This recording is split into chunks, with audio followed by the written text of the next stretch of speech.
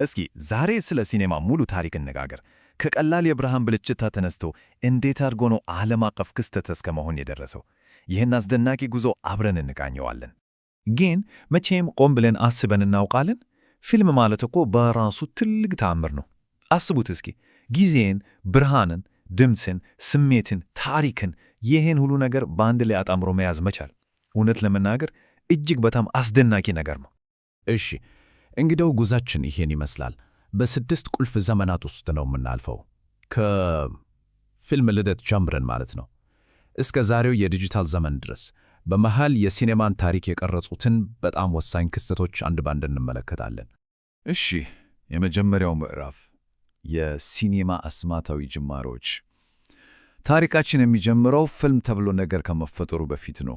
በዛን ጊዜ ተንቀሳቃሽ ምስል ሲባል የእንቅስቃሴ ቅጀትን የሚፈጥሩ እንደዚህ አይነት አስደናቂ የእይታ አሻንጉሊቶች ነበሩ። እዚህ ጋር ሁለት በጣም የተለያዩ አስተሳሰብ መንገዶች ነበሩ። በአንድ በኩል የኤዲሰን ኪኖቶስኮፕ አለ። ይህ ማለት ለአንድ ሰው ብቻ የሚታይ እንደዚህ በሳጥን ውስጥ በጨረፍታ የምናየው አይነት ነገር ነበር። በሌላ በኩል ደግሞ የሉሚየር ወንድማማቾች መጡና ቆይ ለምን በጋራ አንመለከትም አሉ እና ሲኔማን ወደ ሕዝባዊ ክስተት ቀየሩት። አስቡት፣ ለመጀመሪያ ጊዜ ሰዎች ተሰብስበው የባቡር መምጣት የሚለውን ፊልም ሲያዩ ባቡሩ ወደ እነሱ ሲመታ የተሰማቸው ድንጋጤ፣ ዋው! ያኔ ነው የሲኔማ ኃይል ምን ያህል እንደሆነ የታየው። ግን ሲኔማ እውነታን መመዝገብ ብቻ ነው እንዴ ብሎ የጠየቀ አንድ ሰው መጣ። ጆርጅ ሜሊየስ። የሰውዬ መጀመሪያ አስመታኛ ነበር እና ካሜራን ሲያይ ያየው እውነታን መቅረጫ ሳይሆን ሌላ አስማት መስሪያ መሳሪያ ነበር። ከእውነታው ዓለም አውጥቶ ወደ ምናባዊው ዓለም መውሰጃ። እናም ተመልካቾችን ይዞቸው ወደ ጨረቃ በረረ። ይሄ ትልቅ ለውጥ ነበር። እሺ አሁን ፊልም ታሪክ መተረክ ጀምረዋል። ግን አንድ በጣም ትልቅ ነገር ይጎድለዋል። ድምፅ። ምንም ድምፅ የለም። ታዲያ ይህ እንቅፋት ነበር? በፍጹም። እንዲያውም ዳይሬክተሮች በምስል ብቻ ያለምንም ቃል ጥልቅ ስሜትን የሚገልጹበት አዲስ የጥበብ ቋንቋ እንዲፈጥሩ አስገድዳቸው። የዝምታው ዘመን ማለት ይሄ ነው።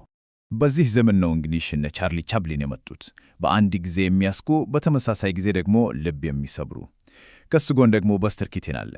በቃ ትንፋሽ እስከሚይዝ ድረስ የሚያስደንቁ ትርኢቶችን የሚሠራ ደፋር ሰው። በተመሳሳይ ሰዓት ደግሞ እነ ዲ.ደብሊው ግሪፊት የፊልም ኤዲቲንግን በማዘመን ሲኔማ የራሱ የሆነ ቋንቋና ሰዋሰው እንዲኖረው አደረጉ። ዋናው ቁም ነገር ግን ይሄ ነው። የዝምታው ዘመን ያስተማረን አንድ ትልቅ ነገር አለ። እሱም በጣም ጥልቅ የሆኑ ስሜቶችን ለመግለጽ ቃላት አያስፈልጉም። የቻርሊ ቻፕሊንን ሲቲ ላይትስ መጨረሻ ላይ ያለውን ትዕይንት ብቻ ማሰብ ይበቃል። በቃ በዓይኖቻቸው ብቻ የተላለፈው መልእክት ከሺህ ቃላት በላይ ነበር። እሺ፣ ግን ዝምታው ለዘላለም ሊቀጥል አልቻለም። ድምፅ መጣ እና የድምፅ መምጣት ሁሉን ነገር ነው የቀየረው። ሆሊውድን ወደ ወርቃማው ዘመኑ መራው፣ ግን ደግሞ የስቱዲዮ ስርዓት ወደ ተባለ ግዙፍ ኢንዱስትሪም አስገባው። በቃ ይቺ አንድ መስመር ሁሉንም ነገር ቀየረችው። አስቡት እስኪ በዘ ጃዝ ሲንገር ፊልም ላይ ለመጀመሪያ ጊዜ ገጸ ባህሪ ሲናገር ሰዎች ሲሰሙ ምን ተሰምቷቸው ይሆን? ድንጋጤ። በቃ ሲኔማ ድምፅ አገኘ። ከዚህ በኋላ ወደ ኋላ መመለስ የሚባል ነገር የለም። ይሄ የስቱዲዮ ስርዓት የሚባለው ነገር ልክ እንደ ፊልም ፋብሪካ ነበር። በቃ ፊልሞችን ልክ እንደ መኪና በብዛት ያመርት ግዙፍ ማሽን እንደ የኦዝ ጠንቋይ አይነት ድንቅ ሥራዎችን አስገኝቷል። ግን ከጀርባዋ ያለው ታሪክ ፈጠራንን የሚግድብ በዳይሬክተሮችና በተዋናዮች ላይ ደግሞ በጣም ጥብቅ ቁጥጥር የነበረበት ስርዓት ነበር። ግን ይህንን ፋብሪካ የመሰለ ስርዓት የተገዳደረ አንድ ፊልም ነበር፣ ሲቲዘን ኬን።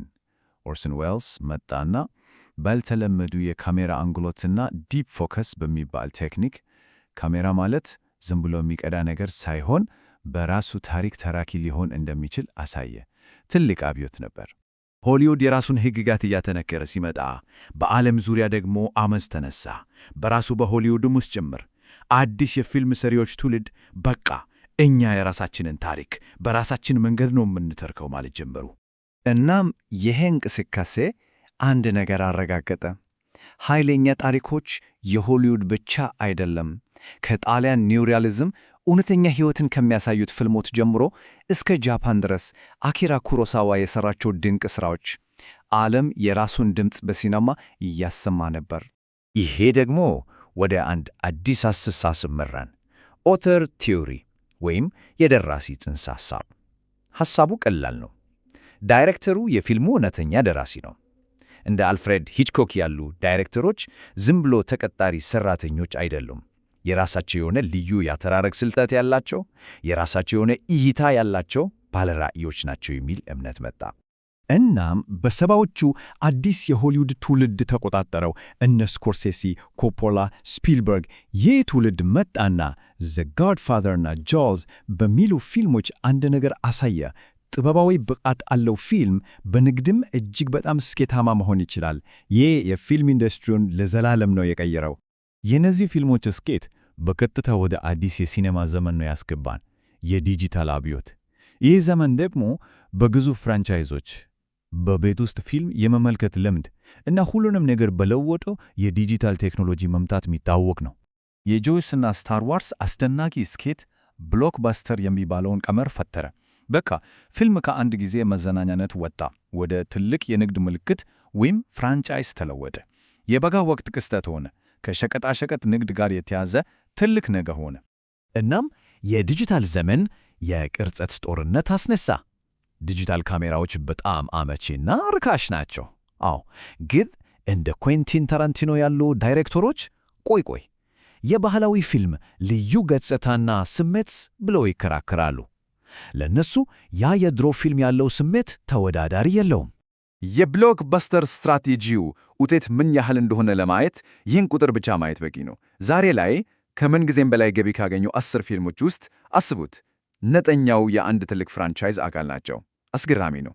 ይሄ ሁሉ ታሪክ እንግዲህ ወደ ዛሬው ቀን ያደረሰናል እና ዛሬ ሲኔማ በጣም ወሳኝ መስቀለኛ መንገድ ላይ ነው የቆመው።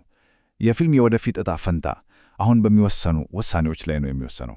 የዛሬው ሲኒማ ትልቁ ግጭት ወይም ጉተታ ይሄ ነው። በአንድ በኩል ጥበብ አለ፣ አዲስ ነገር ለመሞከር ስጋት መውሰድ፣ በሌላ በኩል ደግሞ ትርፍ አለ፣ በተረጋገጠው ቀመር ላይ ብቻ ተመስርቶ መስራት። እንግዲህ ይሄ ጉተታ ነው የፊልም ኢንዱስትሪውን የወደፊት አቅጣጫ የሚወስነው። እና ከዚህ ሁሉ ነገር ላይ አሁን ደግሞ አርቲፊሻል ኢንቴሊጀንስ መጥቷል። ትልቁ ጥያቄ ይሄ ነው። ይህ ቴክኖሎጂ ታሪክን የመተረክ ሂደቱን የበለጠ ያሳድገዋል ወይስ የሲኔማን ነፍስ ያንን ሰብአዊ ስሜት ሙሉ ለሙሉ ያሳተዋል? በመጨረሻ ግን አንድ ነገር ማስታወስ አለብን። ምንም አይነት ቴክኖሎጂ ቢመጣ የሲኔማ የወደፊት ዕጣ ፈንታ ያለው በተረት ተራኪዎች እጅ ላይ ነው። ቀጣዩ የሲኔማ ታሪክ ገና አልተጻፈም እና ማን ያውቃል፣ ምናልባት ያንን ታሪክ የሚጽፈው አሁን ይህንን እያዳመጠ ያለው ሰው ሊሆን ይችላል።